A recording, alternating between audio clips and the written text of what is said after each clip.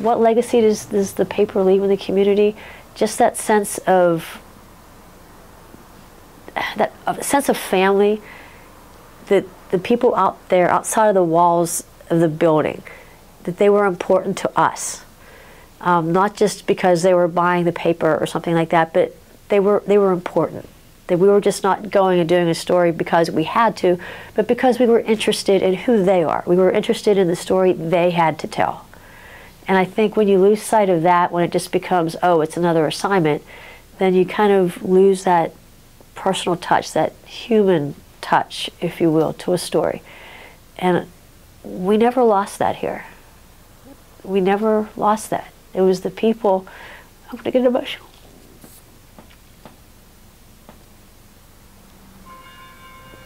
It's the people that made this paper, and they kept it going.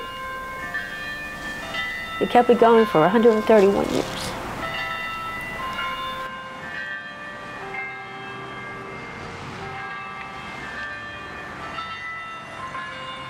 My name is Carol Frazier. I'm a news editor and a reporter at the Daily News.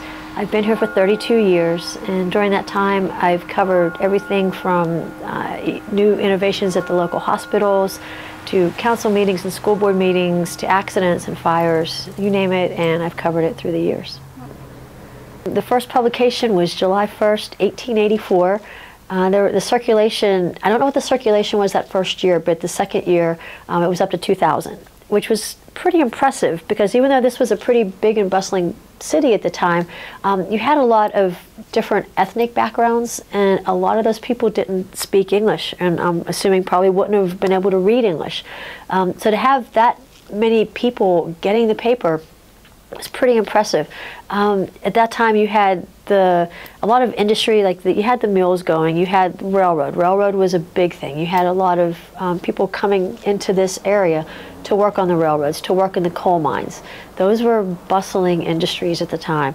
And then unfortunately, as those industries started to wane, the people in the communities, they started moving out to get to where the jobs were, closer to Pittsburgh and different areas. And so unfortunately, as that happened, the readership eventually started to drop. And you could really see it as the mills started to go by the wayside.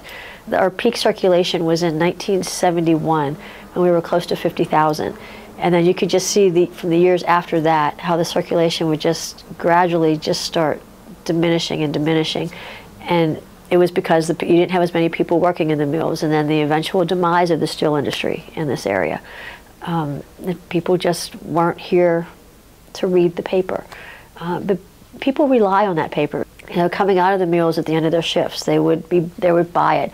When people would say they were coming to town, they didn't mean they were going to Pittsburgh. They meant they were coming into McKeesport. I mean, it was really a bustling town, a bustling community. The whole Mon Valley at one time was really thriving. And once the steel industry went down, unfortunately, a lot of the community flavor, if you will, kind of died by the wayside along with that, which is sad. Yeah, the paper has been around, well, for 131 years. The paper was a key, integral part of this town and this whole community. That there was just this close-knit tie with the people inside this building and the people outside this building. In A Christmas Carol, Charles Dickens' story, A Christmas Carol, one of the lines with Scrooge is, you know, mankind was my business. And I think that's what, like, an unwritten maybe motto was for our paper, was, you know, mankind was our business. That we wanted to tell their story. Without the people, without the community out there, we were nothing. You know, we wouldn't exist. But when you get phone calls with people saying, you know, hey, you know, it's probably not interesting to you, but we have, you know, I have this story, I do this, would you be interested in it? And then we go and we do a story. To see people's faces just light up because somebody was interested in something that they did, that's going to be lost. So my hope for this community, for this area, is that doesn't have to die with the paper closing, that somebody will step up in one form or another. I don't know what that form might look like, but in one form or another to keep that going, to keep the stories of the people in the Mon Valley alive. You know, because if somebody doesn't do that, if somebody doesn't record that history, then it's just going to die. And that would be sad. That would be a tragedy. You know?